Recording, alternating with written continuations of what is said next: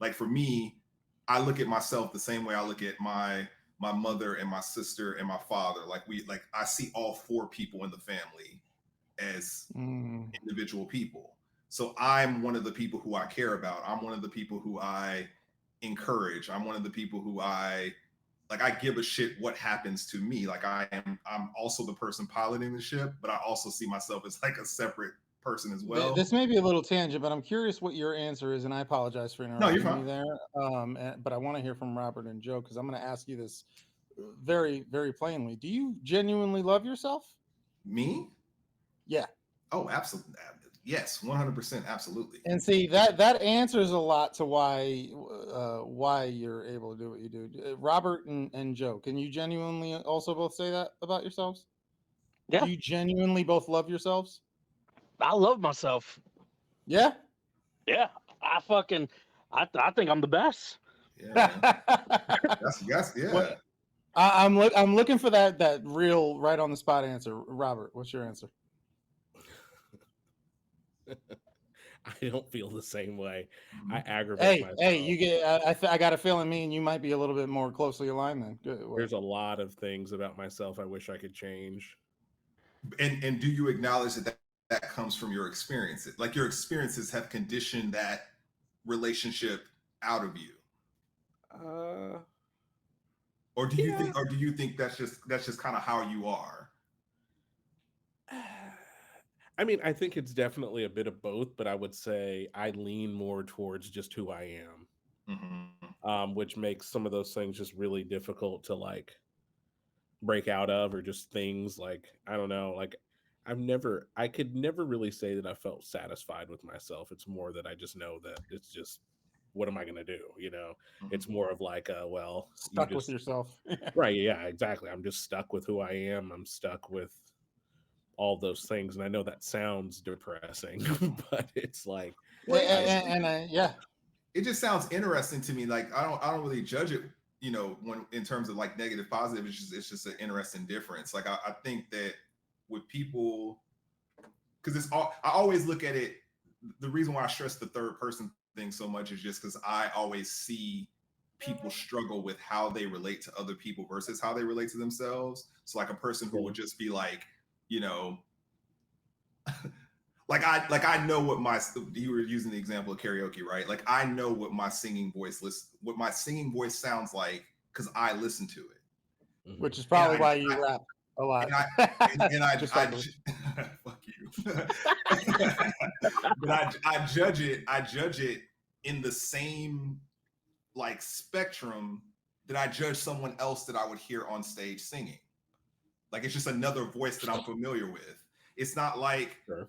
but you have other people who will say like, if I sounded like that, I would judge it more harshly than when I hear another person sounding like that. I'm more hard on myself than I am other people. And then Yeah. you're like, well, where did that come from? Who taught you to be that way? And a lot of times it'll be like, well, I had parents who spoke to me a certain way. My boss, my string of bosses that I've had, I've kind of been repeating this pattern of experiences that have conditioned my brain to think, oh, you deserve less than you think other people deserve. Like you don't, your girlfriends all, speaking to like a woman, like your girlfriends all deserve to have, men who care about them and take care of them. But, you kind of like, you ended up with the guy who beat you, but you ended up with somebody, right? Like you would tell your Right. girlfriend you deserve better, but you don't deserve better. Like that kind of thing. It's Yeah. just like when you see yourself looking at other people and treating them and having more compassion for them than you have for yourself, I do think it's worth looking at and looking into why that is. Um, but yeah, but I think a lot of it is formative, and which is why, like me and my Yeah. son, whenever we're on the phone, we end all our phone calls with "I love you," "I love myself," "I'll talk to you later." That's kind of like it's. I want it to be so repetitive that by the time he gets to be of more conscious age, he doesn't even second guess having a good relationship with himself. Like it's I just literally want you to direct and produce the next fucking Black American sitcom, by the way, on parenting. No, I'm messing with you, but the reason why I asked that, and Robert, I'll to Joe and Dev, I think both your answers were spot on and honest and truthful. and especially with me knowing what I've gotten to know about both of you, Joe, your level of confidence, like I hated you at first because of how secure in yourself you fucking were, and it annoyed the shit out of me, honestly. And we butted heads for quite a while before I got to really understand you on a level where now I appreciate and think you're a great dude. Dev, well, I wouldn't say same goes for you. We never really butted heads, but there was a bit of a barrier that, we never really connected on a deeper level for me to understand more about you. And again, your answer I felt was very genuine and not surprising. Robert, not surprisingly, I feel like maybe we're on the same page. I'll be honest with y'all. I asked that question because my answer is hell no, I don't love myself, and I haven't for a long time. As a matter of fact, there's probably, for as many enemies as I have, and as many, I won't call them enemies. I don't mean like I got haters who are out to get me or anything, but I mean for as That you many know of. people. Well, they haven't shown up. But for as many people as I think have justified reasons to dislike me or have anger and resentment in their hearts towards me, they'll never know that they aren't coming close to the level of, you know, lack of love or hate or self-loathing that I have towards myself. And it's a work in progress, and I won't lie, I'm not even close to past it. I struggle with it every day. It's funny because the karaoke thing kind of prompted that question, because I do feel like part of the ability that you've always had, maybe to just get up on stage and be who you are, comes from an ingrained sense of self-love, maybe. And I think my ability to get up on stage is more from a level of stubborn fucking, I'm gonna keep pushing forward despite the hate that I have for myself, that I taught myself to present a level of confidence that I don't truly have. I'll get on stage for karaoke and I'll sing and I'll be the most confident motherfucker that you'll see up there singing Linkin Park. I got a whole playlist and all of that, but then I'll come home at the end of the night and I'll spend 3 hours or 3 weeks thinking about every syllable that came out of my mouth, every movement I made, every eye roll I got, everything, and judging myself in such a harsh way. And I pushed And you would back. never do that to me. Oh, absolutely not. That's Absolutely so not. I wish I interesting. could spend 10% of my energy in my thinking about what anybody else did but myself. Fucking, I'll rewatch this episode after we're done watching it, and I'm gonna stare at my screen the whole time, judging my voice, my answers, my questions the entire time before I even fucking pay attention to anybody else. And that's not like a narcissistic or No, self-centered yeah. thing. It's No, more of a, oh my god, No, I sounded so stupid. I Why are you doing I this? can Yada yada totally yada. relate to that. I do the same thing. I mean, Yeah, it's unfortunate. my biggest problem is that I am an intense introvert that masquerades as an extrovert and has Yeah. learned to play the act of an Yep. extrovert. I wrote a story wearing the mask. I'm wearing a mask most of the time. I've just learned how to do it, Yeah, and see, I I get it used to be done. the opposite. Like I used to What do be you the mean? opposite of that. Like I have come to learn that I am a extrovert that used to pretend to be an introvert. And that's mostly because um I'm very different. Um like I don't I don't like sports. I'm big It's in so wild how we sound the same to each other and y'all sound the same to each other. That's so I will say interesting. I'm with y'all. I think Robert is as well too. Like I can't stand. Did you Go see the game sport. last night? Yeah. Fucking leave me No, alone I did on a not. Monday morning. Did I come up and ask you about the fucking YouTube trends last night? Fucking shut up about sports. But I think we're yeah, actually like on. yeah, You like I don't continue, like man. sports. Um if you guys haven't noticed, when I was in my other room, my back wall's full of like horror horror type photo pictures and stuff. I'm a big horror fan, which a lot of people could be off-putted by that. I have a very dark sense of humor. Um I also I like to be a contrarian, and I would so like before I used to be so out of place that I would just be like, "Oh, I don't want to be around people. I'm a very introverted personality type, and then I have learned to like I told John about maybe 2 months ago when we had a talk, a guys' night out talk, and I was like, I just Before I learned to started stop. recording them, yeah. Yeah, before you start recording, and I was like, I just learned to stop giving a fuck. Yeah, yeah. And I'm not I saying remember stop that giving. conversation because we had a whole conversation about, well, when does that go too far? How do you actually do it? Yeah, yeah. Yeah, like I just stopped giving a fuck, and not in a sense of like, oh, I just stopped caring. I let myself go. I became a slob and shit like that. I'm still, but like I got no problem. Hey man, you watched the game? Nah, I don't fucking care about. I don't care about Right. You sports. stop being held back by the anticipation Yeah, of the world rejecting you. yeah. What hobbies you like? Oh, I like to fucking sit around and binge horror movies all day eating some popcorn. I enjoy that.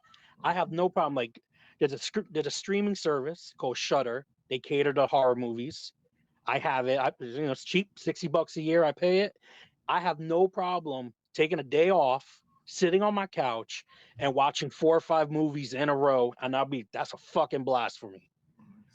And then I tell it, but I used to be like shy and embarrassed of it, like, oh, I'm be judged, and I'm like, I don't fucking care. See, I but stopped caring. this actually goes back to the topic that started this all, which is the company holiday parties, because one of the things, and you gentlemen for the most part have seen kind of what I've been trying to do, grow and learn learn to stop hating myself over the last year and a half that I've been doing. This is all kind of part of it, is learning, to be myself and actually appreciate myself. But you can't appreciate yourself and love yourself until you discover yourself, right? And so I'm trying to discover myself so I can love myself. Company holiday parties, which we've all experienced and we talked about, that's what kind of brought this up, because last week, where I was talking about it being exhausting, it was fun, it was free drinks, it was travel, it was this and that. But I also remember, like, one of the journeys that I went on this year was learning to give less of a fuck, to be more like you, Joe, to not give a fuck. But that runs into a wall sometimes when you're, trying to keep a roof over your head or trying to be successful Yeah, in a corporate environment. And so that's where that exhaustion came in last week, was trying to strike this balance between I'm going to be me and, oh, hey, maybe this is one of those, situations where be a little less and like sometimes, like, if you I found myself, and I find myself in those situations, sometimes regretting not being more of me, and also sometimes regretting being too much of the real me. Like the real me, Joe, me, and you grew up in the same area. Like I'm hood, I'm from Patterson. Like the real me, the core me, the childhood me. Like you say certain shit, like it might pop off, but I can't have a fucking successful career and keep a roof over my head and keep my kids, yeah, fed, by being that version of me all the time, which was a which is why I always had a problem with that whole, like, I'ma always be me, I'ma always be real. I had an uncle like that. I've talked to you, Joe, I think privately about it, and I've mentioned him on some of my videos, where he was like that to the extreme though. And it's like there's a certain point where, like, being you 100% of the time, it might mean you end up being nothing if you can't put a lid on some shit, right? And finding that balance can be tough Well, and without feeling like you're like stuffing yourself down, the real you. I really think so much of it is not necessarily the being you, not being you. It's just like, what is your dynamic for emotional management? Like, how much stress do you incur by not expressing how you feel in moments to moments, because you're essentially letting the environment dictate whether or not you're in touch with your emotions or not, and that creates internal stress. The reaction to that internal stress can come out in behavior that is more aggressive and more, you're really just internally irritated. because your genuine emotions don't have an outlet. And that's why I like so much what Joe was just talking about with the, instead of trying to fumble your way through the conversation about sports or change the subject or whatever, he's like, no, I would like to binge some horror movies today. And he's saying that regardless of what, it's not just that he feels that, it's that he's expressing it in a way that doesn't keep it stuffed inside of him, so it doesn't build up that tension. And it's like every time you're disconnected from your feelings, like what's going on inside you, like you build up stress. And so what I feel compassion for, from the way you're describing your self relationship, is I think you're incurring stress from the internal eval that's going on, where you Definitely. have ingested some type of negative messages about who you are, and now that shit runs on automation inside your mind. So now Oh yeah. now it's like you fucking picked up that pen and wrote on that page like a fucking idiot. Like just like you're getting harsh critiques for like the most mundane thing, because that system has become so automated, and that is keeping you out of touch with just like what you're feeling like right now, like being present in the moment. You're distracted from that because of that negative internal voice. And I think you hit the nail on the head. And this is one of the issues that I know me and you have discussed that I've run into with therapy. There's a difference between insight and like, all right, now future action, right? Like, what do I And do about it? so what the fuck do you do about it, right? When you don't have that self-love, that internal validation, when you are seeking you what you just described, that happened. Like I remember going through my mind about a small interaction that happened at the holiday party, and beating myself up and running through it in my head about the negatives. And then I got a message just the following Monday, this last Monday, from that same person who I thought hated me, and I had this whole narrative in my head, talking about how intelligent I was and praising me and all this other shit. So again, this is where that problem comes in. And I think that this is a problem for messaging. Me and you've talked about this, Dev, and me and you, Joe, as well. Okay, it's nice that I'm insightful. Now, what the fuck do we do? Right. How do you develop self-compassion? Yeah, because it's great if you've always had it, and it sucks if you haven't. So how the fuck do we bridge that gap? That's a good question, because like I don't think anyone has actually set me down and said, here's how you develop it. But I know I can feel that I have developed it throughout this process, over the past 7 years of the different types of therapy that I've been in. I think I got a lot of self-compassion. It started with the anger management course. That was the first kind of quick summary backstory I had in my previous marriage. One night during a fight, I was physically violent with my ex-wife, and I hit her with an object, and I was continually hitting her with this object and I was kind of reenacting. My body was in like autopilot, and I was reenacting family physical fights that I'd had when I was a kid. But it would typically be me and other family members like get into like a physical scuffle. You kind of, tussle for a little bit, then you separate, and it's kind of, you forget about it afterwards. And I was hitting her, and then a few seconds into it, I realized like I was just hitting her. She wasn't hitting me back. And I like dropped the thing that I was hitting her with, and I was kind of mortified in my own behavior. And I ran, full steam into therapy after that, because I wanted to understand like where the hell that behavior came from and really dismantle it and dissect it and all that. But the first stop on that train was anger management. And I sat in a room full of 11 other men who were struggling with anger from all different walks of life. And I saw the commonality in the emotional management struggle that each of us was having, even though we led completely different lives and completely different scenarios. And I just saw that common thread.